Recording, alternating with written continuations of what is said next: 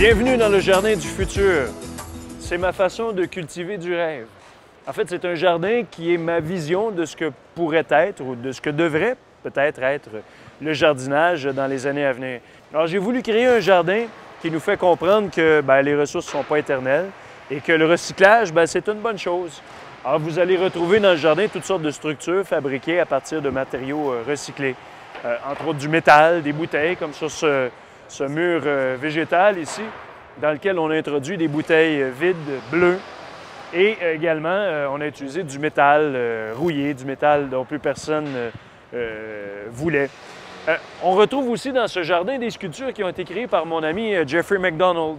Alors, des sculptures qui sont faites à partir de pièces d'automobiles usagées, des pièces de motocyclettes usagées. Alors, Jeffrey fait des petites merveilles. Également, on va le voir au bout du jardin ici, on a créé une petite aire de repos avec une table, des bancs. Alors, la base de la table est faite avec du métal, des bouteilles également. Et sur la table, vous voyez ces petits éclats de verre. Donc, ce sont des bouteilles bleues qu'on a concassées et qu'on a intégrées au béton, sur les murs d'ailleurs, à l'arrière aussi.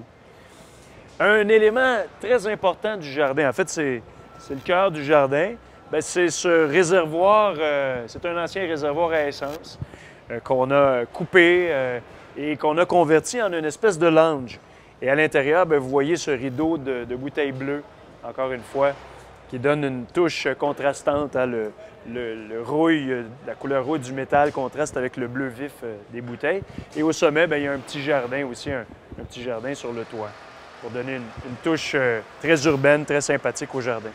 Un élément très important du jardin aussi, mis à part les structures, les matériaux recyclés, c'est l'utilisation de plantes comestibles, de plantes médicinales, d'herbes, de fines herbes, et tout ça mélangé avec des plantes tropicales. Donc, ce qui donne un look très particulier au jardin.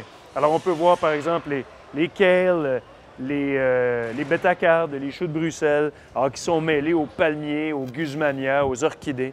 Donc, tout ça pour donner une ambiance très, très urbaine, donc pour symboliser donc, ce mouvement d'agriculture urbaine là, qui est si important présentement, qui est vraiment en développement. Et en même temps aussi pour donner aux gens toutes sortes d'idées pour intégrer ces végétaux-là comestibles à leur jardin. Voilà, c'est le jardin du futur et c'est ma façon de cultiver du rêve. J'espère que ça vous a inspiré pour vous aussi cultiver votre propre rêve.